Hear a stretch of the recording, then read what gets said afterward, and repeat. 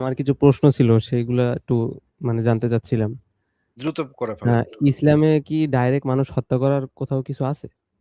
অবশ্যই অসংখ্য জিনিস আছে। সূরা তাওবার ৫ নম্বর পড়বেন। তারপরে আপনি সংশয়.com এ ঢুকেন, সেখানে একেবারে হাদিস-টাদিসে সব দলিল প্রমাণ দেয়া আছে। একদম এখন জবাই কি করা। আমি সূরা তওবাটা পড়েছি ওইখানে মানে একটা ভিডিও দেখেই ওটা পড়েছিলাম। তো ওইখানেও ডাইরেক্ট বলা আছে হত্যা করার কথা। কিন্তু ওখানে আর কি কারণ হিসেবে দেখানো হয়েছে যে মানে তাদের সাথে যারা যুদ্ধ করবে তাদেরকে আর কি বলা হচ্ছে না, না, তাদের না, কিভাবে না, না, মারবে। না, না, না, না, না, যারা যুদ্ধ করবে তাদের সাথে ওইখানে ওই আয়াতের কোথাও বলা নাই যারা যুদ্ধ করবে তাদের সাথে যুদ্ধ করতে। না, অসম্ভব। সেইটা ছিল সূরা তওবাটা নাজিলই হয়েছিল যাদের সাথে যুদ্ধ হচ্ছে না, শান্তিপূর্ণ সহাবস্থান তখন ছিল মক্কায়। তখন সেই মক্কার মুশরিকদেরকে সময় দেওয়া হয়েছিল, এর মধ্যে তোরা ইসলাম কবুল করবি, নইলে এই নিষিদ্ধ মাস অতিক্রম হয়ে গেলে তোদের সবাইরে মেরালাম। এইটা ছিল শান্তিপূর্ণ অবস্থায় নাজিলকৃত আয়াত। এইটা কোনো অবস্থাতেই তাদের সাথে তারা যুদ্ধ করতে আইছিল, তখন তাদেরকে যুদ্ধ করতে বলছেন আল্লাহ। না ভাই, অসম্ভব। আচ্ছা ভাই, এমনিতে ধরেন এইটা যদি ফলো করে থাকতো তাদের যে মানে খলিফারা ছিল, তাহলে তো দেখা যাইতো তাদের আন্ডারে খ্রিস্টান ছিল, ইহুদি ছিল, তারা তো না, থাকতে না, না, পারতো না। না। Wait, wait, wait, wait, wait, wait, wait, wait, wait. Muhammad যত পারছে ইহুদি খ্রিস্টান কোপায় গেছে। মুশরিকদেরকে তো একেবারে মাইরেই গেছে। এবং যত পারছে ইহুদি খ্রিস্টান মাইরা গেছে। এবং মরার সময় বইলা গেছিল, মোহাম্মদের শেষ মরার সময় যখন মরমর অবস্থা, বিষ খায় যখন মরমর অবস্থা, চিৎকার করে চিল্লাইতেছে আর বলতেছে, আমি নির্দেশ দিয়ে গেলাম আরব উপদ্বীপ থেকে সমস্ত ইহুদি নাসারাদেরকে বহিষ্কার করতে হবে। ইহুদি নাসারা মুশরিক সবাইকে এখান থেকে তাড়ায় দিতে হবে, খেদায় দিতে হবে। আমি যদি না পারি তাহলে আমার পরে তোমরা যারা আছো তারা এটা করবা। এটা আমার নির্দেশ। আরব উপদ্বীপে কোনো ইসলাম ছাড়া আর কাউকে থাকতে দেয়া হবে না। এইটা ছিল মোহাম্মদের শেষ ওয়াসিয়ত। ভাই আরব এইটা যদি উপদ্বীপে হয় তাহলে তাহলে তাদের ক্ষেত্রে দেখা কথাটা যায় যে শুনেন তারা। ভাই, জি। কথাটা একটু শুনেন ভাই, কথাটা একটু শেষ করতে দেন। আমি তো এইটা যদি হয় আবার কি? যদি হয় বইলা তো আমার কাছে কিছু নাই। আমি তো আপনাকে সেই রেফারেন্স গুলা বের করে এখন দেখাবো। আবার যদির ভিতরে দিয়ে আমি যাবো কেন ভাই? আপনার ওই যদি ফদির ভিতরে দিয়ে তো আমি যাই না ভাই। জি, রেফারেন্সটা একটু দেখান। সেটাই তো দেখাবো তো। আরে আশ্চর্য! আমি সেই রেফারেন্সে আপনাকে দেখাবো যে নবী মোহাম্মদের শেষ ওয়াসিয়ত কি ছিল। শেষ ওয়াসিয়তই ছিল এটা যে আমি আরব উপদ্বীপ থেকে ইহুদি নাসারাদেরকে বিতাড়িত করতে চাই। পরিশেষে ইসলাম ব্যতীত আর কিছু এখানে থাকতে দিব না আমি। তারপরে মোহাম্মদ যখন মরছে সেই সময় কিছু ইহুদি খ্রিস্টান সেখানে অবশিষ্ট ছিল।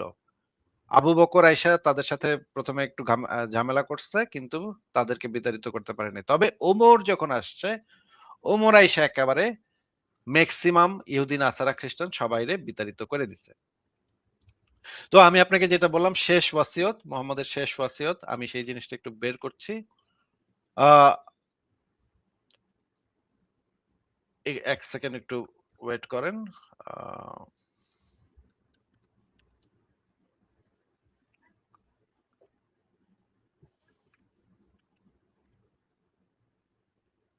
হ্যাঁ, আ এটা একটু স্ক্রিনটা শেয়ার দেই এবং আমরা একটু হাদিসগুলা পড়ে দেখব যে সেখানে কি বলা আছে।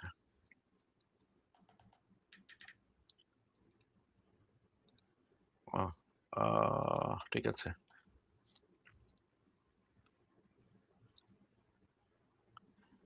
আচ্ছা, এইটা এখানে বলা আছে। তারপরে এইটা, এই যে এইটা হচ্ছে সেই হাদিসটা। ভাই আপনি একটু আমাদেরকে হাদিসটা একটু পড়ে শোনান। এই সহিহ বুখারী ইসলামিক ফাউন্ডেশন ২৮৩৮ নম্বর হাদিস। এইটা কোন সময়ের ঘটনা একটু আমাদেরকে পড়ে শোনান। এই যে দেখেন এখানে কাঁদতে, আমি কাঁদতে। পড়বো, আমি। হ্যাঁ, হ্যাঁ, আপনি পড়বেন। আচ্ছা, ইবনু আব্বাস থেকে বর্ণিত, তিনি কোনো এক সময় বললেন, বৃহস্পতিবার, হায় বৃহস্পতিবার। আচ্ছা, এরপর আচ্ছা। তিনি কাঁদতে শুরু করলেন, এমনকি তার ওই যে অশ্রুতে। আপনি কি জানেন যে বৃহস্পতিবার এখানে কি মিন হচ্ছে? শুক্রবার মুহাম্মদ মরছিল। এটা তো জানেন নাকি? জি, আমি এটা মানে এখন জানি না, না জানি না আরকি। আচ্ছা, জানেন না। জাইনা নেন শুক্রবার মোহাম্মদ মরছিল এটা হইতেছে তার আগের দিন, হ্যাঁ? বৃহস্পতিবার। এই কারণে এই কান্না এবং বৃহস্পতিবারের উচ্চারণ এটা মিন করতেছে মৃত্যুর আগের দিনের ঘটনা। হ্যাঁ, পড়েন এবার। এরপর তিনি কাঁদতে শুরু করলেন, এমনকি তার অশ্রুতে কঙ্করগুলো সিক্ত হয়ে গেল। আর তিনি বলতে লাগলেন, বৃহস্পতিবার রাসূলুল্লাহ সাল্লাল্লাহু আলাইহি ওয়াসাল্লামের রোগ যাতনা বেড়ে যায়। তখন তিনি বললেন, তোমার আমার জন্য লিখার কোনো জিনিস নিয়ে আসো। আমি তোমাদের জন্য কিছু লিখিয়ে দেব, যাতে এরপর তোমরা কখনো পথভ্রষ্ট না হও। এতে সাহাবীগণ পরস্পর মতপার্থক্য করেন, অথচ নবীর সম্মুখে মতপার্থক্য সমীচীন নয়। তাদের কেউ কেউ বলেন রাসূলুল্লাহ সাল্লাল্লাহু আলাইহি ওয়াসাল্লাম দুনিয়া ত্যাগ করেছেন। তিনি বললেন, আচ্ছা, আমাকে আমার অবস্থায় থাকতে দাও। তোমরা আমাকে যে অবস্থার দিকে আহ্বান করছো, তার চেয়ে আমি যে অবস্থায় আছি তা উত্তম। অবশেষে তিনি ইন্তিকালের সময় ৩টি বিষয়ে ওসিয়ত করলেন। মুশরিকদেরকে আরব উপদ্বীপ থেকে বিতাড়িত করো। প্রতিনিধি দলকে আমি যেরূপ আচ্ছা। উপঢৌকন দিয়েছি, তোমরাও। এটা তো বললেন মুশরিকদেরকে আরব উপদ্বীপ থেকে বিতাড়িত করা। একটা পাইলাম আমরা, জি, মুশরিকদেরকে আরব উপদ্বীপ থেকে বিতাড়িত করতে হবে নাকি? শেষ ওয়াসিয়ত। জি, জি। আচ্ছা। এবার আমরা পড়ি, এটা পড়ি, পড়ি শোনেন, পড়েন। আচ্ছা, রাসূলুল্লাহ সাল্লাল্লাহু আলাইহি সাল্লামকে বলতে শুনেছেন যে, নিশ্চয়ই আমি ইহুদি ও খ্রিস্টান সম্প্রদায়কে আরব উপদ্বীপ থেকে বহিষ্কার করব। পরিশেষে মুসলমান ব্যতীত অন্য কাউকে আ এখানে থাকতে দেব না। আচ্ছা, আচ্ছা। এটা কোন গ্রন্থ? গ্রন্থটার নাম কি? মুসলিম। আচ্ছা, সহিহ সহিহ মুসলিম। মুসলিম, সহিহ মুসলিম, আচ্ছা। এবার আপনারা এটা একটু পড়ি, এখানে কি লেখা আছে? রাসূলুল্লাহ সাল্লাল্লাহু আলাইহি সাল্লামকে বলতে শুনেছেন যে, নিশ্চয়ই আমি ইহুদি ও খ্রিস্টান সম্প্রদায়কে আরব উপদ্বীপ থেকে বের করে দেব। তারপর মুসলিম ব্যতীত অন্য কাউকে এখানে থাকতে দেব না। আচ্ছা, ঠিক আছে, খুব আচ্ছা সুন্দর। ভাইয়া, এটা কি ইসলামী ফাউন্ডেশনের? হ্যাঁ, এইগুলা হচ্ছে, এটা হচ্ছে হাদিস একাডেমি থেকে, আর এইটা এখন হচ্ছে আমি ইসলামিক আমি ফাউন্ডেশন। একটা হাদিস পেয়েছি। সেখানে আছে যে, যে ব্যক্তি কোনো নিরাপত্তাপ্রাপ্ত অমুসলিমকে হত্যা করবে, সে জান্নাতের ঘ্রাণও পাবে না। এখন এই ২ টা কন্ট্রাডিকশন না? নিরাপত্তাপ্রাপ্ত না, এটা হচ্ছে জিজিয়া যারা দেয় তাদেরকে যদি কেউ হত্যা করে তাহলে জান্নাতের ঘ্রাণও পাবে না, সেটা বলেছে মোহাম্মদ। কিন্তু আবার একই সাথে এটাও বলে দিয়েছে যে সেই কাফের ব্যক্তিকে, মানে জিজিয়া দেয়া লোককেও যদি কেউ হত্যা করে তাহলে সেই হত্যার কোনো বিচার নাই। মানে না, হচ্ছে এখন তাকে মৃত্যুদণ্ড দেয়া। এইখানে তো বলা হচ্ছে যে ঘ্রাণও পাবে না জান্নাতের, কঠিনভাবে বলা হচ্ছে। হ্যাঁ, ওই কিন্তু ইয়ে তার দুনিয়াবি কোনো বিচার নাই। দুনিয়াবি কিন্তু কোনো বিচার নাই। দুনিয়াতে কিন্তু তার কোনো তাকে আপনি কোনো শাস্তি দিতে পারবেন না। না, তাকে আপনি মানে মৃত্যুদণ্ড একজন হদ মুসলিম। শাস্তি নেই আরকি। না দুনিয়াতে ভাই, হদ শাস্তি নেই। এমনিতে শাস্তি নেই। মুসলিমদের জন্য তো এইটাই যথেষ্ট না যে জান্নাতের ঘ্রাণও পাবে না? মুসলিমদের জন্য এটা তো জান্নাতে ভাই কে দেখছে? এটা তো আমরা গিয়া দেখে আসিনি ভাই এটা জান্নাতে আপনারা যদি সাক্ষী ধরেন দেখতে একটা হবে। হিন্দু পাছায় লাথি মেরে বলে, "হো, হো আমি তোমাকে সরি পাছায় লাথি দিছি। আমাকে কোনো শাস্তি দিও না। আমি তো স্বর্গে যেতে পারবো না। এটাই আমার জন্য অনেক কিছু। দাও আরেকটা লাথি মারি।" তাহলে তো ভাই নিশ্চয়ই তার জন্য খারাপ হয়ে যাবে নাকি? এটাই তো যথেষ্ট যে সে কিসে যেতে পারলো না, স্বর্গে যেতে পারলো না। আচ্ছা ভাই, এখন একটা বিষয় হলো যে না, আমরা মানে এই জিনিসটা শেষ করে নিই ভাই। এই জিনিসটা শেষ করে নিই। আপনি আরেকদিকে যদি এখন আলোচনাটা নিয়ে যান তাহলে তো হয় না। আ এই এই জায়গাটা, এই হাদিসটা একটু পড়েন তো। এটা হচ্ছে সহিহ বুখারী ইসলামিক ফাউন্ডেশন। এই হাদিসটা একটু পড়েন তো ভাই। কি ঘটনাটা ঘটছে আমাদেরকে একটু বুঝায় দেন তো। একদা মসজিদে নববীতে ছিলাম। রাসূলুল্লাহ সাল্লাল্লাহু আলাইহি ওয়াসাল্লাম মসজিদ থেকে বের হয়ে আমাদেরকে বললেন, তোমরা চলো ইহুদীদের যে সেখানে যাই। আমরা তার সঙ্গে বেরিয়ে এলাম। অবশেষে আমরা বাইতুল মিদরাস তাদের শিক্ষাগারে পৌঁছালাম। তারপর নবী সাল্লাল্লাহু আলাইহি ওয়াসাল্লাম বললেন, সেখানে দাঁড়িয়ে তাদেরকে লক্ষ্য করে বললেন, হে ইহুদী সম্প্রদায়, তোমরা ইসলাম কবুল করো, এতে তোমরা নিরাপদে থাকবে। ইহুদীরা বলল, হে আবুল কাসিম, আমরা আচ্ছা, আপনার পৌঁছানোর দায়িত্ব আপনি পালন করেছেন। আপনার আ আ এরপর তিনি বললেন, আমার ইচ্ছা তোমরা ইসলাম কবুল করো এবং শান্তিতে থাকো। তারাও আবার বলল, হে আবুল কাসেম, আপনার পৌঁছানোর দায়িত্ব আপনি পালন করেছেন। রাসূলুল্লাহ সাল্লাল্লাহু আলাইহি ওয়াসাল্লাম তাদেরকে বললেন, আমি এরূপই ইচ্ছা রাখি। তৃতীয়বারেও তিনি তাই বললেন। পরিশেষে রাসূলুল্লাহ সাল্লাল্লাহু আলাইহি ওয়াসাল্লাম বললেন, জেনে রাখো, জমিন একমাত্র আল্লাহ ও তার রাসূলের। আমি তোমাদেরকে এই এলাকা থেকে উচ্ছেদ করে দিতে চাই। সুতরাং তোমাদের মধ্যে যাদের অস্থাবর। অস্থাবর সম্পত্তি আছে, তা যেন সে বিক্রি করে দেয়। অন্যথায় জেনে রেখো, জমিন আল্লাহ ও আল্লাহর রাসূলের। আচ্ছা, এই হাদিসটা একটু আমাদেরকে একটু বুঝায় বলেন তো ভাই, কি ঘটনাটা ঘটলো? আমি তো বুঝলাম না। একটু ভাই বুঝায় দেন। আচ্ছা, এখন এখানে বিষয় হয়েছে যে আ রাসূলুল্লাহ সাল্লাল্লাহু আলাইহি ওয়াসাল্লাম এই হাদিস দ্বারা এইটাই বোঝা যায় যে তিনি একেক জায়গায় যাইতেন, মানুষকে থ্রেট দিতেন এবং হয়তোবা বলতেন যে টাকা পয়সা রাইখা যাও, ভাই জমি এইটা টমি বিক্রি হাদিসটা করে কি, যাও। এই হাদিসটা কি যদি নাকি এটা কি সহিহ হাদিস? এটার ভিতরে কি এখন কোনো যদি এ কিন্তু আছে নাকি এটা একটা সহিহ হাদিস? হাদিসের মান তো সহিহ লেখা আছে। তাও এখানে তো ভাই আরো বিশ্লেষণের দরকার আছে। কারণ আমি ওয়েবসাইটে সহিহ লিখতে পারি হাদিসে। কারণ আমি না, এর বিপরীতে আমি ওয়েবসাইটে এটা সহিহ লিখি নাই। এটা আমি দেখাচ্ছি বুখারী শরীফ থেকে। বুখারী শরীফের কোনো হাদিস আ জাল জয়ীফ নাই। ওকে, আমরা বুখারী একটু এই শরীফের কোনো আমি হাদিস আচ্ছা হাদিসটার কথাই বলি আপনাকে।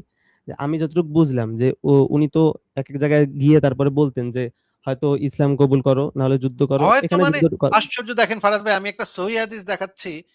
সে বলতেছে যদি, হয়তো, এই শব্দগুলা সহিহ হাদিসের ক্ষেত্রে কিভাবে প্রযোজ্য হয়? একজন মুসলমান হিসেবে আপনি কিভাবে হয়তো বলতেছেন? আমি তো ভাই বুঝতে পারতেছি না। আমার আমার কথা হয়তো বলতেছি ওই মানে হাদিসের কথা না। আমি বলতেছি যে হয়তো এইটা করো, ওইটা করো, সেই হয়তো বলতেছি। ভাই আমি তো আপনাকে দলিল দেখাচ্ছি। উনি হয় এটার ইদারের ভিতরে কথা আবার হয়তো বলতেছে আসিফ ভাই, উনি ইদারের ভাই কথা বলছে। ইদার হয়তো বলতেছি, ইদার হাদিসের ইসলাম কথা গ্রহণ না। করো আর এটা হবে। এটা এইটার এই হয়তো ও কথা আচ্ছা, বলতেছে। আচ্ছা। হয় আইদার ইসলাম ওকে গ্রহণ ঠিক করো, আছে। না এটা, ও না আচ্ছা, এটা ঠিক হবে আছে। তোমার তাইলে সাথে। ঠিক আছে, তাইলে ঠিক আছে। বলেন, বলেন। আমি বলতেছি যে উনি তো হয়তো উনি বলতেন যে এইটা গ্রহণ করো, নয়তো ওইটা গ্রহণ করো। অন্যথায় উচ্ছেদ করাবে। এই তো নাকি? হাদিসে তো এই তো এটাই নাকি লেখা। ভাই? এই তো হ্যাঁ না? ভাই, হ্যাঁ। এই তো বিষয়টাই বলছে যে ইসলাম গ্রহণ করো, নাকি তোমার 14 গোষ্ঠীর বাইকা ফেলাবো। এই কথাই বলছে। নরমাল নরমাল জিনিস। হ্যাঁ, বলেন। আচ্ছা, এই সংশয় ভাই, যে ওই যে ইহুদিদেরকে বাইর করে দিবে বলতেছে, ওই ইহুদিরা তো অনেক শত, শত বছর ধরে ওই অঞ্চলে বসবাস করতেছিল, তাই না? জি। তো ওদেরকে আ জমিন নাকি আল্লাহ এবং তার রাসূলের, হ্যাঁ, হ্যাঁ। এইটা কেমন কথা ভাই? এটা তো আমি বুঝলাম না। ওরা যেখানে বসবাস করতেছে, ওদের ধর্ম ওরা করতেছে, তাতে নবীর এখানে চুলকায় কেন? এখন বিষয় হইছে কি, যখন আপনি আধ্যাত্মিকতায় ঢুকে পড়লেন ধর্মে, তখন এইখানে আসবে হক ধর্ম এবং বাতিল ধর্ম। সুতরাং আরে হক ধর্ম যার যেটা, কাছে তো এই যার বলতেছি, কাছে তো বলতেছি আরে ভাই, ভাই, শেষ করি যার কাছে তো তার একটু। ধর্মই হক ধর্ম। ইহুদিদের এই তো কাছে কি ইসলাম আর ইসলাম সেই হক ধর্ম নাকি? সেইটাই সেইটাই বলি, যার কাছে তার ধর্মই তো হক। কিন্তু আমি বলতেছি, বলতে দেন আমাকে। ইহুদিদের কাছে ইহুদিদেরটা একদম হক, ঠিক আছে? মুসলিমদের কাছেও আরে হক। ইহুদিরা তো এখন আইসা মুহাম্মদের পাছায় লাথি মারে নাই যে আমার ধর্ম হক ধর্ম কইছে তোর পাছায় লাথি মারি আমি। এটা তো মোহাম্মদ ইহুদিরা আইসা ইহুদিদের লাথি মারে নাই তো মুহাম্মদের পাছায়। মোহাম্মদ তো ইহুদিদের গিয়া জি। মোহাম্মদ তো গিয়া ওদের জায়গা সম্পত্তি দখল করতেছে। বলতেছে যে আরে ভাই হক হোক আর অহক হোক। হুম। আরেকজনের জায়গা সম্পত্তি, ধর্মের ভিত্তিতে আরেকজনের জায়গা সম্পত্তি কিভাবে একজন মানুষ দখল করে? এই যে শুধু জায়গা সম্পত্তি নিয়েই তো জিনিসগুলো থাকে না। মানুষের যে আধ্যাত্মিকতা, মানুষের যে এই কালচার, আজকে দেখেন ইহুদিদের দখল না করার কারণে তারা আরে পৃথিবীতে কি করছে? ও, আজকে ও পৃথিবীতে এই তার মানে খ্রিস্টানদের দখল না করার কারণে ইহুদিরা কি করছে? এখন যদি ইহুদিরা হুম, গিয়া প্যালেস্টাইনের মুসলমানদের পাছায় বাঁশ ঢুকাইয়া যদি বলে, আমাগো জিহোবা কইছে যে তোমরা ইহুদি ধর্ম গ্রহণ করো, শান্তিতে থাকবে। তোমরা হ্যাঁ, ইহুদি হ্যাঁ, ধর্ম কবুল করো, নিরাপদে থাকবে। আর যদি হ্যাঁ। গ্রহণ না করো, প্যালেস্টাইনিরা বুঝে রাখো, এই জমির মালিক আমাগো জিহোবা এবং আমাদের মূসা। বলুক, তোমাদের তোমাদের আমরা এই ভূমি থেকে বিতাড়িত করতে বললে চাই। মানে তারপরে বলুক। তারপরে আপনার হোগার নবীর মতো ভিতরে কষ্টে লাত্তি মাইরা প্যালেস্টাইনি করে হোগার ভিতরে লাত্তি মাইরা বাইর করে দিল এখান থেকে। এটা বলবে সেই ওদের ওদের সংসদকে বলতে চাচ্ছেন যে আপনার নবীর মতো ইয়ে যদি মানে আম, ইহুদিরাও যদি একই কাজ করে থাকে, ইহুদিদের কাছে যেহেতু তাদের ধর্মটা হক ধর্ম, হক আল হক ধর্ম যেহেতু তাদের কাছে, ইহুদিদের কাছে ইহুদি ধর্মটা যেহেতু হক ধর্ম, সেহেতু ইহুদিরা এই কাজটা প্যালেস্টাইনের লোকদের সাথে করতেই পারে, একটা জি, নৈতিক করতে কাজ। পারতে হলে আবার ওই দলিলটা ডাকবে যে তাদের হক যে ধর্ম সেইটা প্রমাণ করতে হবে তো। ও তাদের ধর্ম যে এত আচ্ছা, বছর ধরে বিকৃত আপনার হচ্ছে, আপনার তাদের যে আপনার ধর্মটা বিকৃত আপনার হচ্ছে তো তারাও জানে। সংশয় ভাই, সংশয় জি। ভাই, আচ্ছা, আচ্ছা। আপনার আপনার শিশু সন্তানের নবী আর তার আল্লাহ কি প্রমাণ দিছিল জানি ভাই যে ইসলাম যে সত্য, এটা সে তোকে কি কি প্রমাণ দিছিল, যে কি প্রমাণ পায় আপনারা ছোটবেলা থেকে ইসলাম ধর্ম গ্রহণ করছেন, বলেন দেখি ভাই। আচ্ছা ফারাজ ভাই, এইখানে তো ইহুদি গোত্রের কাছে এসে মোহাম্মদ তো কোনো প্রমাণ উপস্থাপন করলো না। সে বলল যে ইসলাম কবুল করো, শান্তিতে থাকো। এইখানে তো এসে বলল হ্যাঁ, না যে মোহাম্মদ যে এই যে আমি প্রমাণ দিলাম। এই যে দেখ এই যে প্রমাণ, হ্যাঁ আমি আল্লাহর নবী। মুহাম্মদ সাল্লাল্লাহু আলাইহি সাল্লাম আরে কয়েকবার প্রমাণ দিয়েছে। তার সাথে কেমন ব্যবহার হয়েছে সেটা কথার মাঝখানে কথা না। একটু কথা শুনে নেন। মোহাম্মদ তো এখানে এসে কোনো প্রমাণের বালাই তো করলো না। সে এসে স্রেফ হুমকি দিল, তোরা ইসলাম কবুল করবি, নইলে তোকে এখান থেকে উচ্ছেদ করে দিমু। তোদের জায়গা সম্পত্তি ভিটামাটি সব আমাগো দখলে। হ্যাঁ? এগুলো সব আল্লাহ এবং তার রাসূলের। আল্লাহ তো আর নিব না আইসা, ওই রাসূলই ভোগ করবো আরকি। মানে মোহাম্মদই নিবো আরকি। তাইলে আমরা বুঝলাম মোহাম্মদ তো নিজেই এখানে কোনো প্রমাণ দেয় নাই। তাইলে এই উনি বলতেছে ভাই কারটা হক ধর্ম, কারটা হক ধর্ম, কারটা মানে কে প্রমাণ করতে পারছে? ভাই মোহাম্মদ কি, কি প্রমাণ দিছিল তার হক ধর্মের? একটু যদি প্রমাণগুলা দিতেন। জি, আপনি প্রমাণ বলতে কি জাদু বুঝতেছেন? যে জাদু দেখাবে আকাশ না, থেকে? আমি তো প্রমাণ বলতে কি বুঝছি সেটা এর তো সাথে আমাদের আপনি আমাকে সমস্যা কেন জি, প্রমাণ বলতে আমি যেটা প্রমাণ বুঝি যে, বলতে যে আমি কি ধর্ম বুঝছি? প্রমাণ বলতে আপনার গ্রন্থে লেখা আছে সেটা তো কোনো প্রমাণ হইতে পারে না ভাই। আপনার আল্লাহ কানে, কানে কইছে যে, আসিফ মহিউদ্দিনের সোফাটা সংশয় তোর। এটা তো আমার সোফাটা যে আপনার, এটার সপক্ষে কোনো প্রমাণ হইতে পারে না। মানে আপনি যদি এসে কন যে, আমার কাছে আল্লাহ ওহী নাজিল করছে। আসিফ সাহেব আপনার বড় টিভিটা 65 ইঞ্চি টিভিটা এটা আমারে আল্লাহ দিছে। তাতে তো আমার টিভিটা আপনি মালিকানা হন না। জি, আপনাকে কোরআনে জিজ্ঞেস শোনেন, আছে করেছি আরেকটু ছোট শেষ আম করে দেয় আসিফ ভাই। আমি একটু ভাই বলি ভাই, আমি একটু বলি তাহলে। ভাই, যে কেমন সংশয় ভাই, প্রমাণ দিছে। সংশয় ভাই একটু আমার সাথে একটু কথা বলেন ভাই। ঈমান জিনিসটা কি? বিশ্বাস করা। বিশ্বাস করা। এটা কি প্রমাণ পেয়ে বিশ্বাস করা নাকি প্রমাণ ছাড়াই বিশ্বাস করা? প্রমাণ ছাড়া বিশ্বাস করা, কিন্তু যথেষ্ট প্রমাণ আছে বিশ্বাস করার। প্রমাণ ছাড়া বিশ্বাস করা। আচ্ছা, নবী মোহাম্মদ যখন ঈমানের বলছিলেন, মানে ঈমান আনতে বলছিলেন, তিনি যে রাসূল, বা মোহাম্মদ নিজে যে রাসূল, আল্লাহ বলে কোনো কিছু আছে, এই কিতাবটা যে আল্লাহ থেকে প্রেরিত, এই জিনিসগুলো নবী মোহাম্মদ কি বলছে যে প্রমাণ পায় বিশ্বাস করতে নাকি প্রমাণ ছাড়াই বিশ্বাস করতে? নবী মোহাম্মদ আল্লাহ তাআলাকে তো ওহী যেটা দিছে এবং তার যে ওহী টেক্সট গুলা, ওগুলা তো যৌক্তিক এবং কি এর ভিতরে প্রমাণ আছে এবং প্রশ্নের উত্তর দেন নাই। বান্দা ওইটা নবী বিশ্বাস করে। মোহাম্মদ ঈমানের যে স্তরগুলো আছে, আল্লাহর প্রতি বিশ্বাস, ফেরেশতাদের প্রতি বিশ্বাস, রাসূলদের প্রতি বিশ্বাস, আখিরাতের প্রতি বিশ্বাস, জান্নাত জাহান্নামের প্রতি বিশ্বাস, তাকদীরের প্রতি বিশ্বাস, এইগুলোর উপরে নবী মোহাম্মদকে প্রমাণ পায় তারপর বিশ্বাস করতে বলছে নাকি প্রমাণ ছাড়াই বিশ্বাস করতে বলছে? কোরআনে বলছে প্রমাণ দেখে বিশ্বাস করতে। কোরআনে বলছে প্রমাণ দেখে বিশ্বাস করতে। হ্যাঁ, ঈমান আনতে প্রমাণ দেখে তারপর ঈমান আনতে। হ্যাঁ, প্রমাণ দেখে ঈমান আনতে বলছে। বিশ্বাসের ক্ষেত্রে প্রত্যেক জায়গায় বলছে যে তোমরা ভাই বলো তো, তোমাদের ভাই একটু আশেপাশে থাকো, প্রত্যেকটা প্রমাণের কোন দিকে তাকাইতে বলছে, না হলে তো কোরআন শুধু আসতোই না। কোরআনের কোন আয়াতে বলা হয়েছে যে আল্লাহর উপরে প্রমাণ পায়া, ফেরেশতার উপরে প্রমাণ পায়া, আখিরাতের উপর প্রমাণ পায়, জান্নাতের উপর প্রমাণ পায় তারপর বিশ্বাস করতে হবে? কোন সূরার কত নম্বর আয়াতে বলা হয়েছে?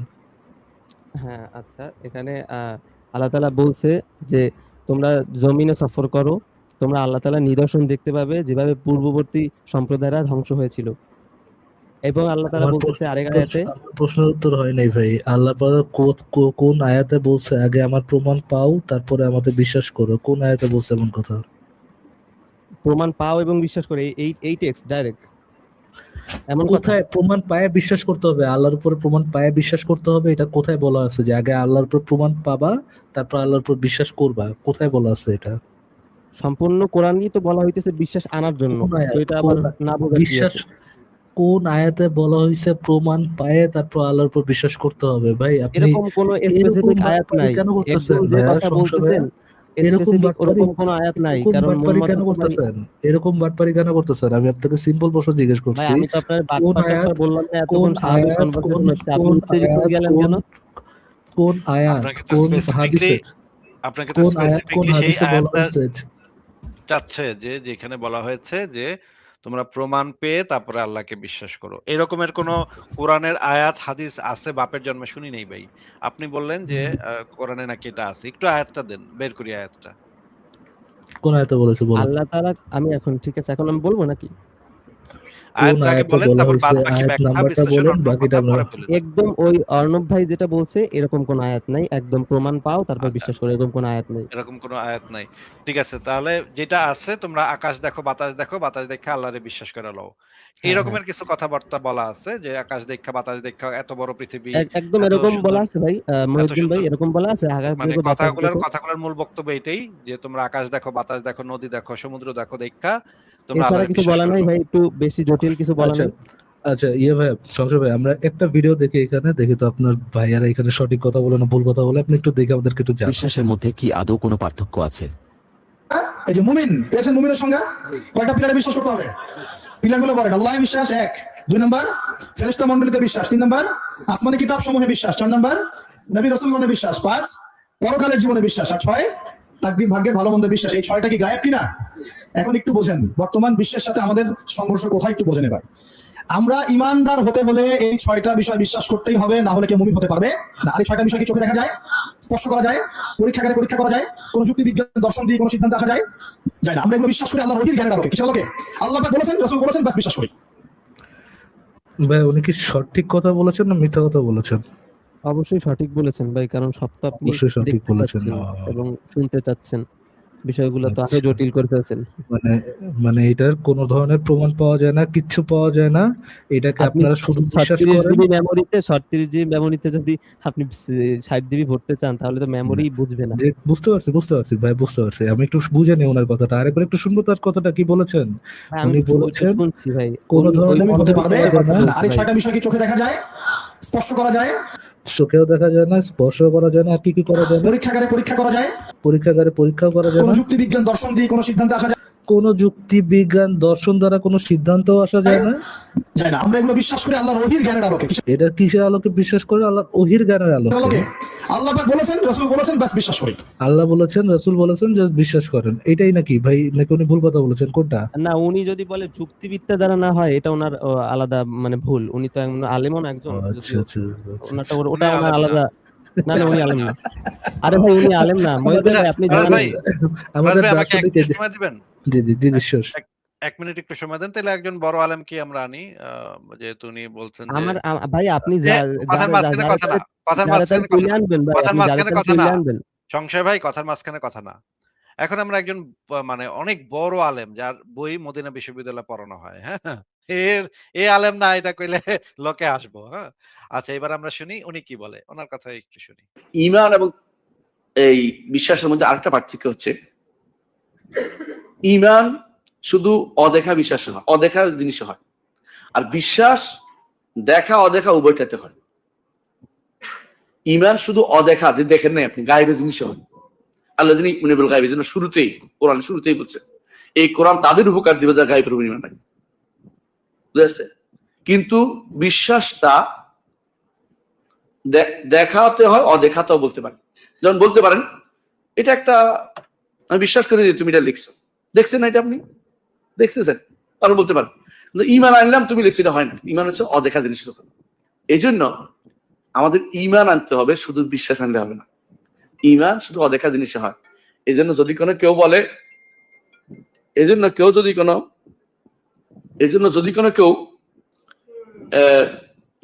কেউ মৃত্যুর সময় যখন ফেরেশতা দেখে ফেলে না, তখন বলে ঈমান আনলাম, ঈমান হবে?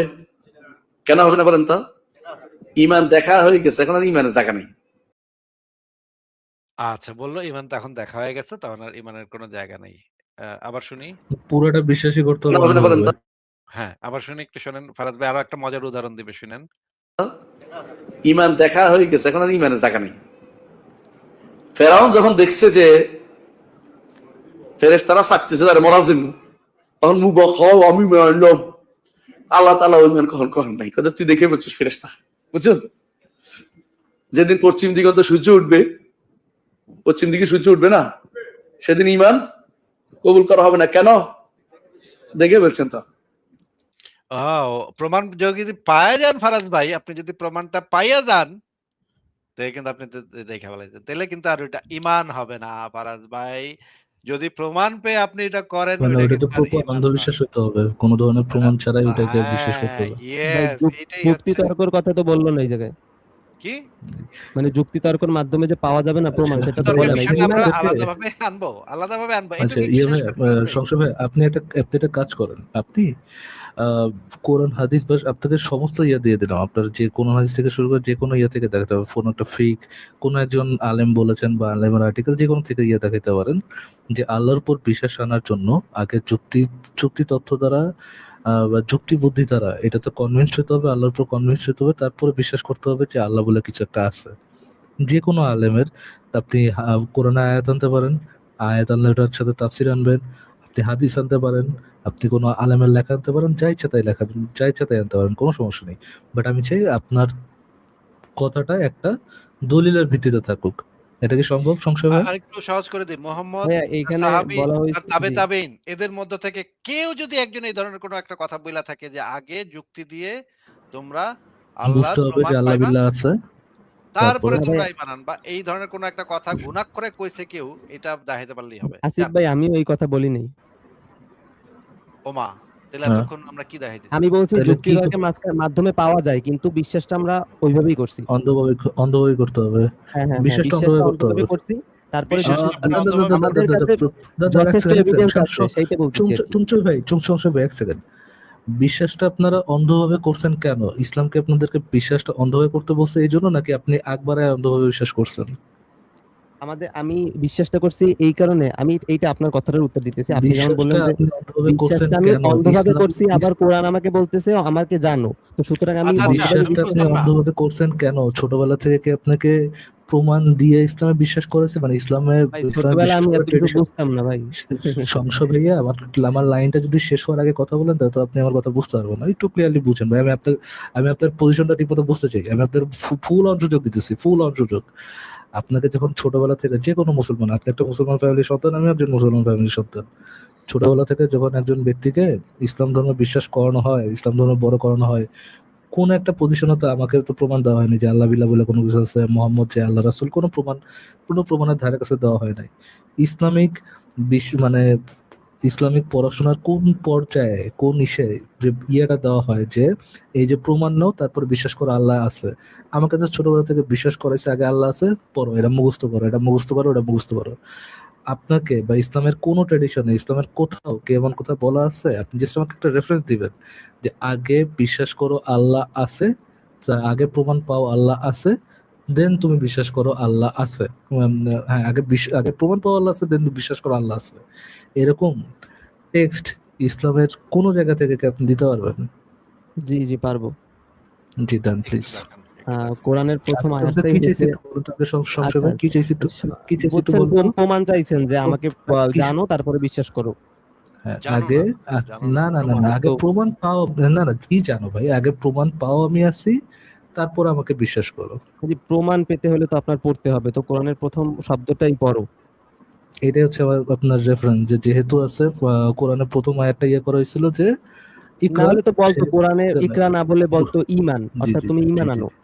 যেহেতু আমি আপনার ও, বিয়েটা বুঝি, যুক্তিটা বুঝি, যেহেতু কোরআনের প্রথম আয়াতটা ছিল যে ইকরা বিল রাসমিকাল খালাক, বা কি রাশমিকা বান্দানা খালাক না কি আব্দুল্লাহ, যেহেতু ওটার বিসমি মধ্যে ইকরা রাব্বিকুম। আছে, যদি আব্দুল্লাহ হোক, রশ্মিকা বান্দানা যেহেতু ওটার খালা। মধ্যে যে আব্দুল্লাহ হোক, মনে আছে কোরআনের নাজিলকৃত প্রথম আয়াতে যেহেতু ইকরা শব্দটা আছে, সেহেতু আমরা এই কনক্লুশনে পৌঁছাতে পারি যে আল্লাহতে বিশ্বাস করতে হইলে আগে আল্লাহর উপরে প্রমাণ পাই, তারপর আল্লাহতে বিশ্বাস করা লাগবে। এইটা হচ্ছে আপনার প্রমাণ নাকি? না, না, ওই সংক্ষেপে ইকরা ভাইয়া। শব্দটা দ্বারা আল্লাহ পাক এটা বুঝিয়েছে যে আগে তোমরা প্রমাণ পাও তারপর আমাকে বিশ্বাস করো। ওই ইকরা শব্দটা দ্বারা আল্লাহ এটা পাক কি এইটা আপনার বোঝাতে প্রমাণ? চেয়েছে। এটা কি আপনার প্রমাণ সংশয় ভাইয়া? যে পুরো আয়াতটা ছিল এই যে তাফসীরটা কে করেছে? এই তাফসীরটা কে করেছে না না, যদি ওটা একটু বলতেন? যে ইকরা আব্দুল্লাহ আয়াতের করুক, অর্থ শব্দটার আসিফ এই ভাই, তাফসীরটা? না জি আমি আসিফ ভাই যে যে করুক, ভাই যে এটা কি আপনার প্রমাণ কিনা? আমি তাফসীরকারকের আগে উপর বিশ্বাস করেন। না না না, সংশয় ভাই কারো কথা বিশ্বাস করে কোন দরকার নেই। আপনি শুধু বলেন, আমি আপনার কথা বিশ্বাস করতে চাই। আপনি জানতে চাই আমি কোন ধরনের ইন্টেলেকচুয়াল বান্দার সাথে কথা বলতেছি। আপনি কি অ্যাকচুয়ালি আমাকে যুক্তি হিসেবে এইটা দিলেন যে যেহেতু কোরআনের আয়াতের মধ্যে ছিল ইকরা, সেহেতু এইটা থেকে অটোমেটিকলি এই জিনিস বোঝা যায় যে আল্লাহর উপরে বিশ্বাস করতে হইলে আগে আল্লাহর উপরে, আল্লাহ যে অস্তিত্ব আছে এটা প্রমাণটা পাওয়া লাগবে। এইটা হচ্ছে আপনার যুক্তি। জি কোরআন পড়ে তারপরে যদি মনে হয় যে এটা সত্যি তাহলে পড়ে সে এখান থেকে জি জি সমাধান জি নিবে। স্যালুট অন্যায় ভাই, যদি না স্যালুট। আপনার ভিতরে এত প্রতিভা ভাই, আপনি আগে কেন দেখান নাই? ইনশাল্লাহ দোয়া করি আল্লাহ আপনাকে আরো উপরের দিকে নিয়ে যাক ভাই। ওয়াও, খুব আপনার চমৎকার। সেকেন্ড কোনো প্রমাণ সংশয় ভাই? আমি প্রথম প্রমাণে বা 100% কনভিন্স। আই থিঙ্ক আমাদের যে দর্শকরা আছে তারাও কনভিন্সড। আর কোনো প্রমাণ কি আপনার কাছে আছে ভাই? আই থিঙ্ক আপনার থোলার মধ্যে বহু প্রমাণ আছে। আর কি কোনো প্রমাণ আছে আপনার কাছে ভাই সংশয় ভাই? জি ভাই, আর প্রমাণগুলো তো এগুলাই যে ধরেন পৃথিবীতে যতগুলো ধর্ম আছে সেগুলোর মধ্যে ডিবেট হয় এবং পৃথিবীতে যতগুলো ডিবেট হয়, আদর্শ হ্যাঁ, আছে, যে ডিবেট, পৃথিবীতে Debate. যতগুলো আদর্শ আছে ঠিক আছে, সেগুলো যদি জি। মিলানো হয় তাহলেই দেখা যাবে যে ইসলাম সবার উপরেই আসে। এখন সেটা আপনি চাইলেই এখন মিলাতে পারেন যে কোনো আপনি বিষয়। কি এটা মানে তার মানে আপনি পৃথিবীর প্রত্যেকটা ধর্মগ্রন্থ পড়েছেন, প্রত্যেকটা ধর্মগ্রন্থের যুক্তি তথ্য যাচাই করেছেন এবং আপনার ইসলামের সাথে মিলিয়েছেন নাকি যে এতে সংশয় ভাইয়া? প্রত্যেকটা ধর্মগ্রন্থ পড়ার থেকেও গুরুত্বপূর্ণ তাদের কার্যকলাপ দেখা। আচ্ছা। আর যদি মানে কার্যকলাপ দেখে কোন একটা ধর্মকে জাজ করা যায়, কেউ যদি আপনাদের ইসলামিক জঙ্গির বাচ্চা জঙ্গিদের দেখে ইসলামকে জাজ করে তাহলে কি এটা সঠিক জাজমেন্ট হবে সংশয়? হ্যাঁ, যে একটা জঙ্গি ঘটনা দেখান। মানে আপনি কি জানতে চাচ্ছেন ইসলামের জঙ্গি আছে কিনা? তো ভাই জঙ্গি আচ্ছা, শব্দের অর্থ কি ভাইয়া? জঙ্গি শব্দের অর্থ কি ফারাজ ভাই? ইসলামে যতগুলা মানে বিশ্বে মুসলিমদের যে ব্যবহার, মুসলিমদের যতগুলো টেরর অর্গানাইজেশন আছে, ইন্ডিপেন্ডেন্ট সোর্স দ্বারা জাস্ট ইয়া করা যে টেরর অর্গানাইজেশন গুলো আছে, এখানে যে কোন একজন মুসলমান আল্লাহ আকবর বলে ফুটে যাচ্ছে, প্লেনে আল্লাহ আকবর বলে ফুটে যাচ্ছে, ট্রেনে আল্লাহ আকবর বলে ফুটে যাচ্ছে, তারপর হচ্ছে গাড়ি উঠাই দিতেছে, এক এক জায়গায় ছুরি দিয়ে আঘাত করতেছে। মুমিনদের এই ব্যবহার দেখে কেউ কি ইসলামকে জাজ করতে পারে নাকি ইসলামকে জাজ করতে হলে টেক্সট দ্বারা জাজ করতে হয়? 2020 সালে ট্রেনে প্লেনে বসে একটা আছে লোক আল্লাহ আকবার করে নারা তাকবীর ইসলামকে দিতেছিল। জাজ করার জন্য কি এই জঙ্গির বাচ্চা সেই লোকটা জঙ্গিদেরকে দেখতে পরবর্তীতে হয় নাকি? হিন্দু বের হয়েছে ভাইয়া, সেই লোকটা ভারতের। সংশয় ভাইয়া, আপনি আচ্ছা এইটাও বাদ দেন ভাই, পড়াশোনা করছেন কোন পর্যন্ত সংশয় ভাইয়া? জি ভাইয়া। পড়াশোনা করেছেন কোন পর্যন্ত? এই পর্যন্ত লেখাপড়া হয়েছে কোন পর্যন্ত? জি আমি এবার ইন্টার সেকেন্ড ইয়ার এবং এই পাশে আমি মাওলানা পড়েছি। আচ্ছা, আপনার না সামনে পরীক্ষা ভাই, যে পরীক্ষা চলতেছে না আপনার? সেটা ভাই পরীক্ষা চলবে না কেন? ইন্টারে এখন পরীক্ষা চলবে কেন? ইন্টার পরীক্ষা তো চলতেছেই। আচ্ছা, ইন্টার এসএসসি পরীক্ষা সেকেন্ড, চলে ভাইয়া। আচ্ছা এসএসসি পরীক্ষা, আচ্ছা sorry। কি বলেন, আচ্ছা ইন্টার আমি পরীক্ষা চলে তো? আচ্ছা আচ্ছা ফারাজ ভাই, আমি এই যে একটা ওনাকে একটা জিনিস একটু দেখাই। এটা একটু আমরা একটু তাফসিরে জালালাইনটা একটু পড়ি। আপনি একটু আমাদেরকে এটা হচ্ছে তাফসিরে জালালাইন। আ এখানে ঈমানের সংজ্ঞাটা একটু পড়ি। ১ম খণ্ড একদম পৃষ্ঠা ৭৭ একদম শুরুতেই যে জিনিসটা বলা আছে। লাল দাগ আলা জিনিসগুলা একটু পড়ে শোনান তো কি লেখা এখানে সংশয়? আচ্ছা নবী আ যা নিয়ে এসেছেন তা তার প্রতি আস্থা রেখে বিশ্বাস করা। ঈমান এবং গায়েব। এ থেকে বোঝা গেল আ আচ্ছা এ থেকে বোঝা গেল যে অনুভূতিগ্রাহ্য ও দৃশ্যমান কোনো বস্তুর কারো কথায় বিশ্বাস স্থাপন করা নাম ঈমান নয়। উদাহরণস্বরূপ বলা হয় যে কোনো ব্যক্তি যদি এক টুকরো সাদা কাপড়কে সাদা এবং এক টুকরো কালো কাপড়কে কালো বলে এবং এর এক ব্যক্তি এবং এর আরেক ব্যক্তি তার কথা সত্য বলে মেনে নেয়, তাহলে একে ঈমান বলা হয় না। এতে বক্তার কোনো প্রভাব বা দখল নেই। অপরদিকে রাসূলুল্লাহ সাল্লাল্লাহু আলাইহি ওয়াসাল্লাম এর কোনো সংবাদ কেবলমাত্র রাসূলুল্লাহ সাল্লাল্লাহু আলাইহি ওয়াসাল্লামের উপর বিশ্বাসবশত মেনে নেওয়াকেই শরিয়তের পরিভাষায় ঈমান বলে। অর্থাৎ আচ্ছা নবীজির উপরে জি। এটা মারুফুল কোরআনে মুফতি শফি ওসমানী, পাকিস্তানের সবচাইতে বিখ্যাত স্কলার মুফতি শফি ওসমানী এই ঈমানের সংজ্ঞাটা দিয়েছেন। এই কথাটুকের অর্থটা একটু বুঝায় দেন। যে ঈমান বলা হইতেছে একদম অন্ধবিশ্বাসকে আর বিশ্বাস বলা হইছে যুক্তিকে। এখানে ঈমান আ জিনিসটা মনে করেন আপনি সাদা কাপড়কে দেখছেন সাদা, দেইখা আপনি বলছেন সাদা। কালো কাপড়কে দেখছেন কালা, দেইখা বলছেন কালা। বা পৃথিবী দেখছেন এরকম পৃথিবী দেইখা একটা কিছু সিদ্ধান্তে আসছেন। এই যে কোন কিছু দেখার মাধ্যমে সিদ্ধান্ত গ্রহণের এই প্রক্রিয়াটা, এইটাকে কি ঈমান বলা হয়? না, না এটা ঈমান না। আচ্ছা। ঈমান কোনটাকে বলা হয়? অন্ধবিশ্বাসকে। একদম গো গোড়া অন্ধবিশ্বাসটাকে ঈমান বলা হয় নাকি? হ্যাঁ, হ্যাঁ, হ্যাঁ। আচ্ছা ফারাজ ভাই সে তো এখন স্বীকার করতেছে ঈমান বলতে যে অন্ধবিশ্বাস। আমি তো এটাই বলতেছি। আমি তো বলতেছি আমি অন্ধবিশ্বাসই করি। কিন্তু আমার কোরআনে যথেষ্ট যুক্তি আছে এটা বিশ্বাস করার। আমি এটাই বলতেছি অনেকক্ষণ ধরে। যুক্তি আছে। মানে আমি যেমন ধরেন আমি এখন আপনি পর্যন্ত কখনো সংশয় ভাই, গ্যালাক্সিতে আপনার কিছু বুঝেনি ভাইয়া, মানে গাদা ভাই একটু বুঝলাম বুঝেনি। তো। আপনি বলতে চাচ্ছেন যে যদিও আল্লাহর কোরআনে অসংখ্য মানে প্রমাণ আছে, আল্লাহ কোরআনে অসংখ্য প্রমাণ দিয়া মুমিনদেরকে বলছে এটা তো অন্ধবিশ্বাস করতে, মানে কোরআনে প্রমাণ থাকা সত্ত্বেও কোরআনে আল্লাহর অস্তিত্ব সম্পর্কে প্রমাণ দিয়ে মুমিনদেরকে বলছে এই কোরআনে অন্ধবিশ্বাস করার জন্য। এটা কি মানে এই জিনিসটাকে বুঝাতে দিতেছেন আপনি? জি, জি, জি, জি। ওমা! এটা কেমন কথা ভাই? আমি তো কিছু মাথায় যেমন কিছুই ভাইয়া ঢুকতেছে না ভাই। যেমন আমি একটু আপনাকে একটু বলি বুঝালেই সংক্ষেপে একটু ফারাজ যে ভাইয়ের সাথে আমার আমি এই একটু কথা ঈমানটা আরে সংক্রান্ত ভাই আরেকটা ফারাজ ভাইয়ের জিনিস। সাথে আমি একটু Wait কথা a minute. That's the smartest thing I've ever heard anyone say about anything. আমি ভাই এক্কারে শেষ। আমি এক্কে শেষ ফারাজ ভাই শেষ। আমি এক্কে শেষ। মনে করেন এক্কারে শেষ। ফারাজ ভাই আমি বুঝলাম তার কথা শুনা যে একটু সেটা হইতেছে। আ ইসলামের অনেক প্রমাণ আছে কিন্তু ওনারা প্রমাণের পুছে না, প্রমাণ-টমাণ পুছে না, ওনারা অন্ধবিশ্বাস শুধু করে। শুধু আছে না ভাই, ইসলামে আল্লাহ অনেক প্রমাণ দিয়ে, নিজে দিছে। থেকে প্রমাণ দিয়ে তারপরে বলছে আমি প্রমাণ বলছে দিছি, এখন অন্ধবিশ্বাস কর, আমি সত্য। প্রমাণ যাচাই বাছাই করবি না, অন্ধবিশ্বাস কর, আমি সত্য। মানে আগে অন্ধবিশ্বাস কর, আমি সত্য, তারপরে প্রমাণ যাচাই বাছাই কর বা সামথিং, বা ওটা না নেসেসারিও না অন্ধবিশ্বাস কোরআনে। করে নিলে আর প্রমাণ দেওয়ার লাভ কি ভাই? মানে মানে প্রমাণ জিনিসটা এখন কি জন্য? আপনি যদি প্রমাণ আল্লাহরে জিনিসের জিজ্ঞেস কাজটা করেন, কি? আল্লাহ যদি জিজ্ঞেস করেন যে আল্লাহ, আপনি যদি প্রমাণ দিয়েই থাকেন, আপনি যদি কোরআনে আল্লাহর আপনার অস্তিত্ব সম্পর্কে প্রমাণ দিয়েই থাকেন, তাহলে অন্ধবিশ্বাস করতে বলছে কেন? মানে অন্ধবিশ্বাস করতে বলছেন কেন? আল্লাহ আপনাকে এই ধরনের কোন একটা রেসপন্স দিবে। अच्छा लगता है मुझे, बहुत मजा आता है। আচ্ছা ফারাজ ভাই আমরা একটু অনেক বড় ভিডিও এটা একটু দেখাবো কি? আচ্ছা একটু দেখাই, অল্প একটু দেখাই দেখেন। আপনার যুক্তিকে ইসলাম এক কানা করিয়ে মূল্য দেয় না, আপনার যুক্তি রাখেন। দলিল দিয়ে ইসলাম চলে, যুক্তির ইসলাম চলে না। ইসলাম মাথা নত করে দলিলের কাছে, যুক্তির কাছে নয়। আলী রাদিয়াল্লাহু আনহু বলছেন লাউ কানা দ্বীনু বিররা, রায়, রায় বলে না, কি রায় হলো বলে না, বিচারের রায় কি বলে নাকি? এই রায় শব্দটা কিন্তু আরবি, রায় মানে ফায়সালা, সিদ্ধান্ত। লাউ কানা দ্বীনু বিররাই, যদি এই দিন রায় মানুষের যুক্তির উপরে চলতো, মানুষের যুক্তি নির্ভর যদি হতো, তাহলে আমি আলী রাদিয়াল্লাহু আনহু পায়ের তলায় মাসাহ করতে বলতাম। পায়ের কোন দিকে মাসাহ হয়? উপরে, উপরে না? পায়ের উপরে মাসাহ হয়, সেটা জানি তো। মাসাহ করতে হয় পায়ের উপরে। আলী রাদিয়াল্লাহু বলছেন না, যদি যুক্তি দিয়ে ইসলাম চলতো আমি বলতাম তলে মাসাহ করো, তলে। কারণ অজু করে হাঁটা চলা ফিরার পথ করার সময় ময়লা মাটি ধুলোবালি উপরে লাগে পায়ে না নিচে লাগে? তাহলে যুক্তি বলে কি নিচে মাসাহ করো, যেহেতু ময়লা মাটি নিচে লেগেছে।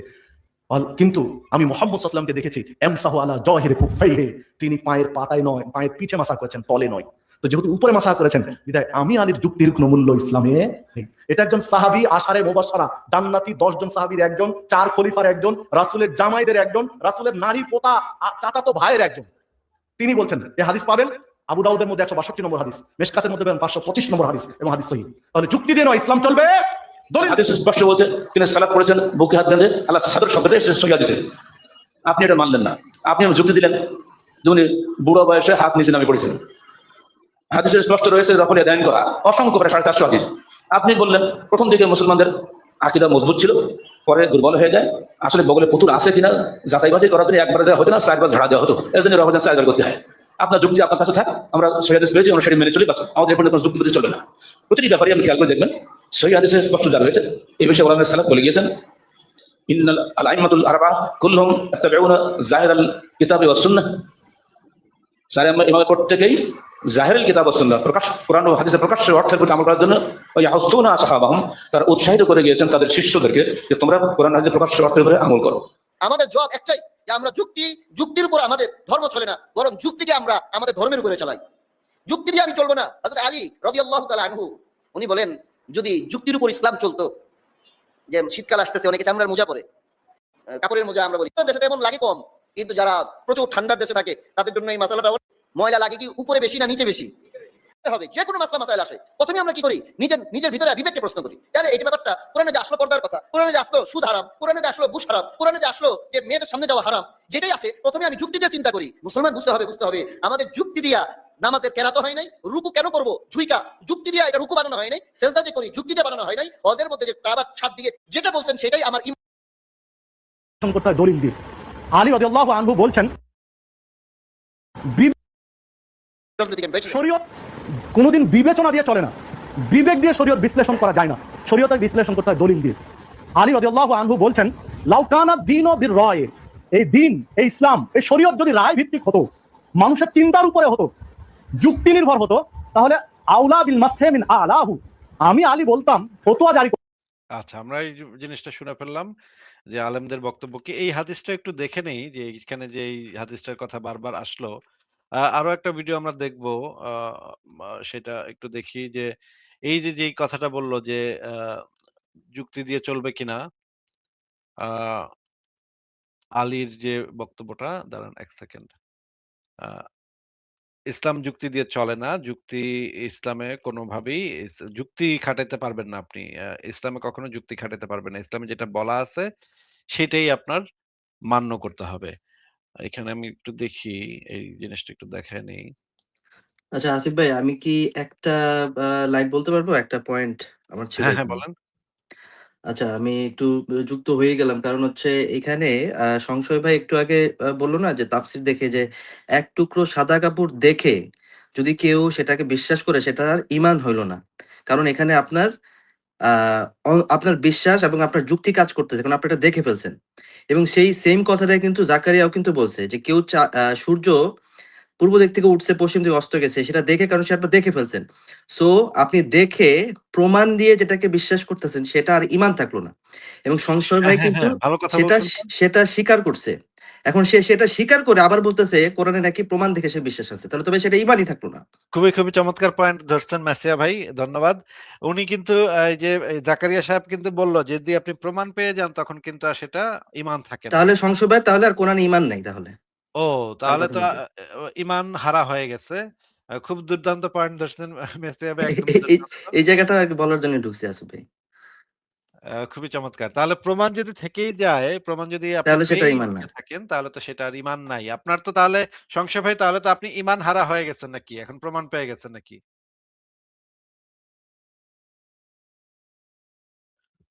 সংশয় ভাই, আপনি প্রমাণের মাধ্যমে তো আপনি ঈমান হারা হয়ে গেছেন নাকি?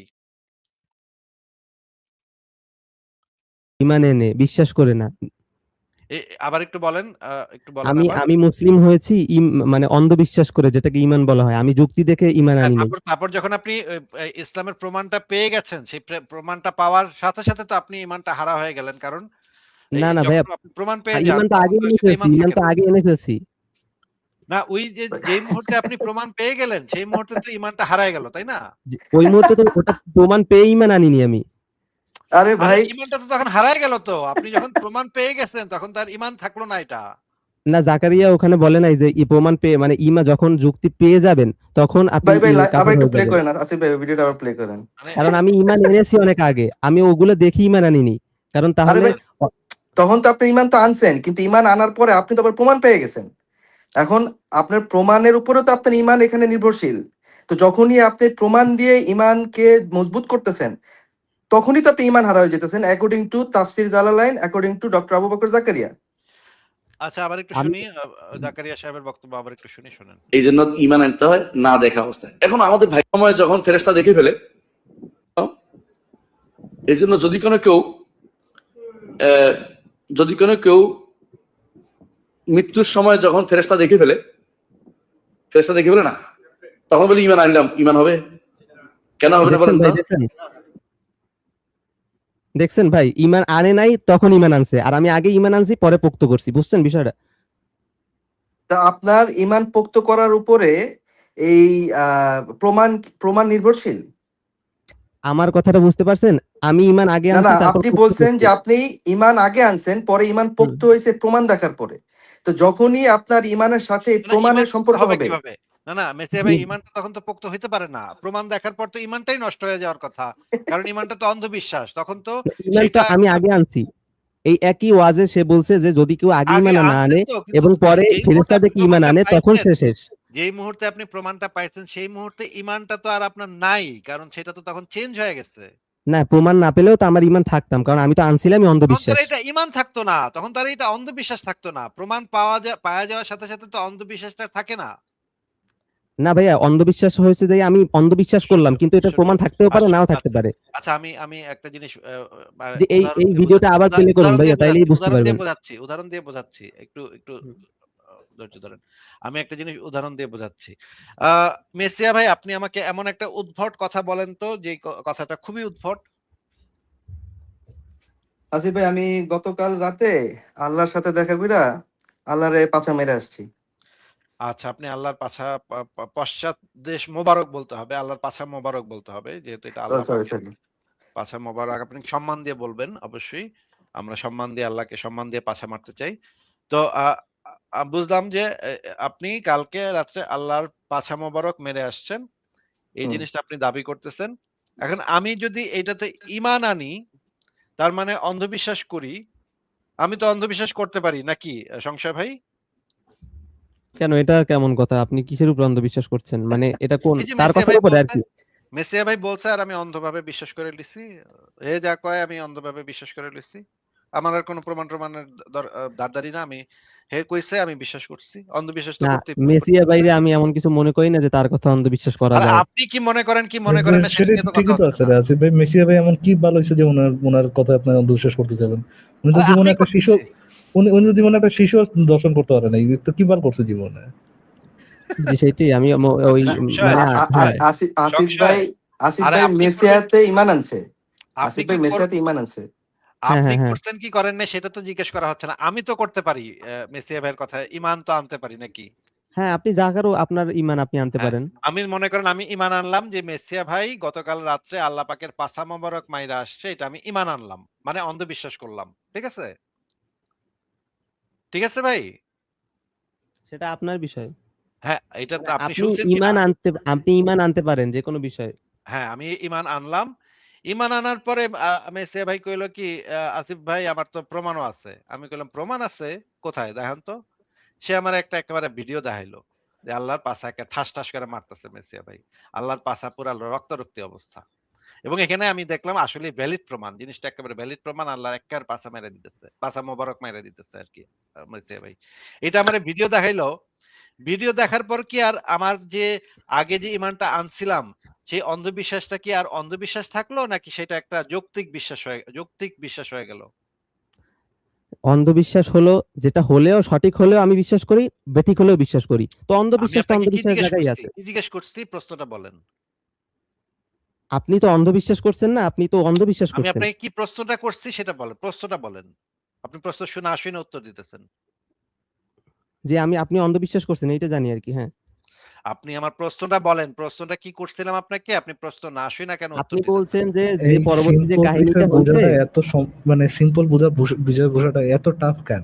ইমান যে আমি যেটা ডেফিনেশন আপনি নিজেও বুঝতেছেন, কবর গণেশ আপনি নিজেও বুঝতেছেন, ইমানের সংজ্ঞাটাই হচ্ছে আপনি যেটাকে প্রমাণ ছাড়া অন্ধবিশ্বাস করতেছেন। কি করতেছেন প্রমাণ ছাড়া? অন্ধবিশ্বাস, সংশয় ভাইয়া? প্রমাণ ছাড়া অন্ধবিশ্বাস। অন্ধবিশ্বাস করতেছেন। যখন আপনি ওইটার প্রমাণ পাচ্ছেন, আপনি যেটাতে অন্ধবিশ্বাস করছিলেন, যেটাতে অন্ধবিশ্বাস করছিলেন এটা সত্য, যে এই প্রমাণটা যখন পাচ্ছেন তখন কি অন্ধবিশ্বাসটা আছে? হ্যাঁ, অন্ধবিশ্বাসটা কি অন্ধবিশ্বাস আছে? তো সঠিক হলেও আছে, বেঠিক হলেও আছে। অন্ধবিশ্বাসটা কি আছে ভাই? বিশ্বাসটা কি তখন আপনার অন্ধ? ভাই বিশ্বাস তো আমি আগে করছি, এইটা বুঝেন। অন্ধবিশ্বাস তো বিশ্বাসটা আগেই কি, করছি। আরে ভাই বিশ্বাসটা আগে কি এই অন্ধ মুমিনে কিনা? বোঝানো মনে হয় না সম্ভব। এই মুমিনে হ্যাঁ, হ্যাঁ, মানে আপনি কি অন্ধবিশ্বাস আগে করছি না। দেখেন ভাই আপনি বুঝেন, আপনি বিশ্বাস যখন আপনি আগে প্রমাণিত করছেন। পেয়েছেন, আচ্ছা এরপর সংশয় আপনি ভাই আমি আবার চেষ্টা করতেছি ভাই, একটু শোনো ভাই, শোনো। বিশ্বাসটা যখন প্রমাণ পাচ্ছেন তখন বিশ্বাসটা কি অন্ধ, নাকি বিশ্বাসটা এটা সব বিশ্বাস সম্পর্কে আসতেছে। আপনার কাছে প্রমাণ আছে? আচ্ছা, তাহলে কোরআনের কোথায় বলা আচ্ছা, আছে যে আচ্ছা, আপনি আচ্ছা, আর্টিফিশিয়ালি একটা বিশ্বাসটা ভেঙে ফারাজ যাবে? ভাই উত্তরের রেসপন্স এ পাইতে হবে। বিশ্বাসটা কি তখন অন্ধ, নাকি বিশ্বাসের সপক্ষে প্রমাণ পেয়ে গেছেন, কোনটা? প্রমাণ পেয়ে গেছি। প্রমাণ পেয়ে গেছেন, তো বিশ্বাস তো আর অন্ধ না। তখন বিশ্বাসটা কি আপনার অন্ধ? হ্যাঁ, আমার বিশ্বাস তো আগেরই। এখন এটা প্রমাণ না পেলে আমি বিশ্বাস বিশ্বাসটা করতাম। কি অন্ধ? বিশ্বাসটা আগে কি সেটা জিজ্ঞেস করছে না। প্রমাণ আগে না থাকতে পরে অন্ধ সেটা অন্ধ জিজ্ঞেস কিনা? করি নাই। বিশ্বাসের স্টেটটা কি এখন অন্ধ, নাকি এটার সপক্ষে প্রমাণ আছে, কোনটা? প্রমাণ আছে। প্রমাণ আছে।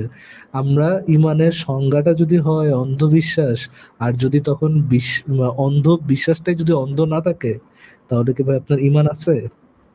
আপনারা যেটা যুক্তি দেখাইছেন সেটা একজন কালো কাপড় দেখাচ্ছে, সাদা কাপড় দেখাচ্ছে ওই মোমেন্টে। এটা কিন্তু অন্ধবিশ্বাস, এটাও ভাই দেখাচ্ছে। বুঝছি ভাই, বুঝছি আপনার যেহেতু আর আমি বোঝার অলরেডি এটা আগে বোঝা বিশ্বাস করেছি। ফারাজ ভাই এতে কি মানে এটা তো একেবারে লোহার ডাউট টিলার গান্ড, এক্সট্রিমলি লো। লোহার আচ্ছা টিলার। ফারাজ ভাই আমি তারপরে শেষ একটা চেষ্টা করতে চাই। আমাকে ১ সেকেন্ড একটু সুযোগ দেন। আচ্ছা আমি ভাইয়া আমি বলি এই না আপনি কি ভাই ধরে এখন কোন কথা বলেন না। আর কোন কথা হবে না। সংশয় আপনি মিউট করে রাখেন। একদম চুপ করে থাকেন। আমরা একটু এই জায়গাটা একটু দেখি। আ একেই জিজ্ঞেস করি। আরো ভালোভাবে বোঝাবে।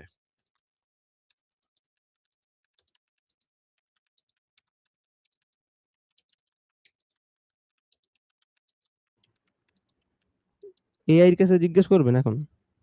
আমার কোনো উপায় নাই তো। মানে কি বলদের পাল্লায় পড়ছি, এই বলদরে কেমনে বুঝামু? এই গরু গাধা পিটায় কেমনে মানুষ করবো? এটা তো ভাই আমাদের মাথায় আসতেছে না। এইজন্য আপনাকে এআই দিয়ে জিজ্ঞেস করতেছি। এআই কি বলে? এআই আপনারা গান্ডু বলবে আমি নিশ্চিত। গান্ডুটা কত বড় গান্ডু এটা আমরা একটু দেখব। আচ্ছা আমি লিখলাম এখানে, কোন বিষয়ে কেউ যদি অন্ধবিশ্বাস করে এরপরে যদি সেটার সপক্ষে কোনো প্রমাণ পাওয়া যায়, তাহলে সেটি কি আর অন্ধবিশ্বাস থাকে, নাকি যৌক্তিক বিশ্বাসে পরিণত হয়? আর এটা আমি জিজ্ঞেস করতেছি, দেখি কি বলে।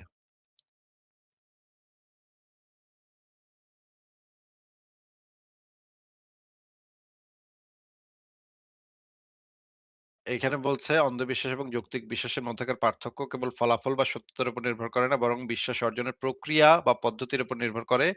কোনো একটি ধারণা সত্য প্রমাণিত হলেই তা স্বয়ংক্রিয়ভাবে অতীতের অন্ধবিশ্বাসকে বৈধতা দেয় না।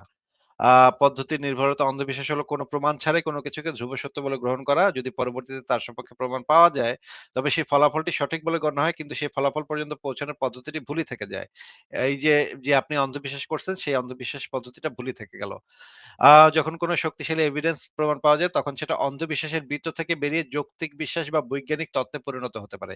এই কথাটা কি এ এই যে সংশয় নামে যিনি যুক্ত হয়েছেন, এই কথাটা কি দেখা যাচ্ছে?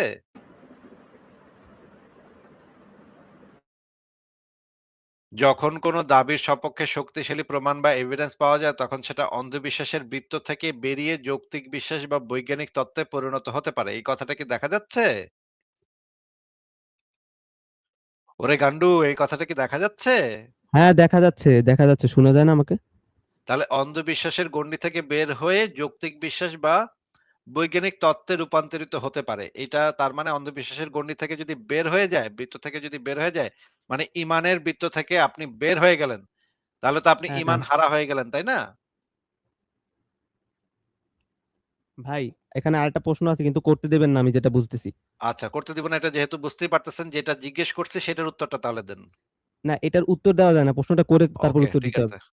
ফারাজ ভাই আর কথা বলার কোনো ইয়া নাই, ইন্টারেস্ট নাই। আসিফ ভাই, একটা জিনিস একটু, আপনি যেহেতু ইয়েটা ওপেনই করছিলেন, আপনি যেহেতু আপনার ওই ইয়েটা ওপেন করছিলেন, জেমিনাইটা ওপেন করছিলেন, আরেকটু ওপেন করতে পারেন ভাই। জাস্ট আমি একটা জিনিস ফারাজ একটু ভাই, দেখতে এ তো যাচ্ছিলাম। একেবারে এক্সট্রিম প্রো ম্যাক্সও পার না, করে গেছে। আমি ওগুলা না, জাস্ট আমি দর্শকদের একটা জিনিস দেখাতে যাচ্ছিলাম। হ্যাঁ, বলেন। আহ, ভাই একটা আমি আপনাকে ইসের কথা বলি একটা। আম, আহ, আপনি একটু গ্লোবাল টেররিজম ইন্ডেক্স, এটা একটু জিটিআই অনুযায়ী আপনি একটু জাস্ট একটু লিখেন যে জিটিআই অনুযায়ী বিশ্বের আম, বর্তমান জঙ্গিবাদের কত শতাংশ হচ্ছে ইসলামিক জঙ্গিবাদ? ফারাজ ভাই, আমার কিন্তু এর কণ্ঠস্বর শুনে মনে হইতেছে এটা হইতেছে ওই যে ইবনে কাসিরের ইয়া নিয়ে, তাফসীর নিয়ে যেই চুনাহাগা মুমিনটা ইয়া করছিল না, সেটা মনে হইতেছে এখন কণ্ঠস্বর যেটা ইয়া হইতেছে। জি আমি কি আব্দুল্লাহ হোক, কি এটা জিজ্ঞেস একটু করব? দেখা দেন ভাই। ইসলামিক জিটিআই অনুযায়ী, জিটিআই অনুযায়ী বর্তমান বিশ্বে টোটাল জঙ্গিবাদের মধ্যে কত শতাংশ জঙ্গিবাদ ইসলামিক জঙ্গিবাদ, মধ্যে কত শতাংশ ইসলামিক জঙ্গিবাদ আর কি?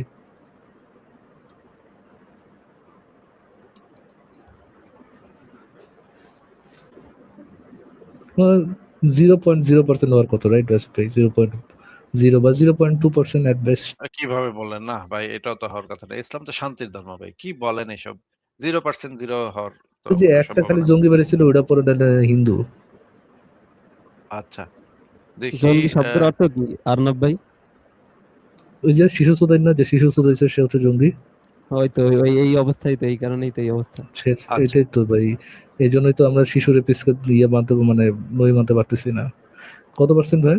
আচ্ছা, গ্লোবাল টেররিজম ইন্ডেক্স অনুযায়ী মোট মৃত্যুর 70% জন্য দায়ী ৪টি ভয়াবহ ৪টি জঙ্গি সংগঠন। আচ্ছা, হামলার দিক কারা থেকে কারা সেটা, আছে ভাই?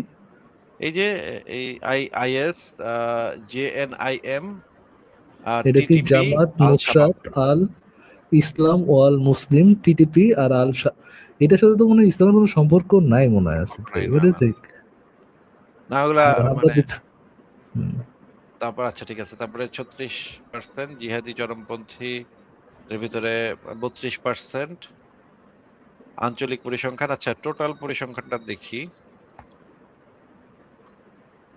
মোট মৃত্যুর হার 70% ইসলামিক, মোট হামলার হার 17%, এটা শুধুমাত্র আইএস দ্বারা 17%, নাইজেরিয়া মৃত্যুর হার শুধুমাত্র আইএস তারা আইএস একাই গ্লোবাল টেরোরিজমের সাবাস সাবাস। আচ্ছা, সার কথা হচ্ছে মোট জঙ্গিবাদের প্রাণহানির অন্তত 70 থেকে 80% চরমপন্থী ইসলামী মতাদর্শ দ্বারা হচ্ছে, এইটা ওরা বলতেছে। ফারাজ ভাই, আমার টাইম আজকে শেষ হয়ে গেছে, আমি আজকে তাহলে বিদায় আমারও নিই। টাইম শেষ, আসিফ ভাই। এই লোয়ার টিয়ার জঙ্গির বাচ্চা জঙ্গিদের সাথে ভাই তো হ্যাঁ, দেখাইলাম বেশ করে দিই। কোন জঙ্গির বাচ্চা জঙ্গি কোন জায়গা থেকে ঘুরতে আসে এগুলা। ঠিক আছে আসিফ ভাই, ভালো থাকেন। আপনার জাস্ট অতটুকু একটা সময় ছিল এই জন্য আসলাম। আমি আরো অনেক আগে চলে যাচ্ছিলাম, বাট আপনি যেহেতু চলে যাবেন আজকের জন্য আমি তোর বিদায় নিই। ঠিক আছে।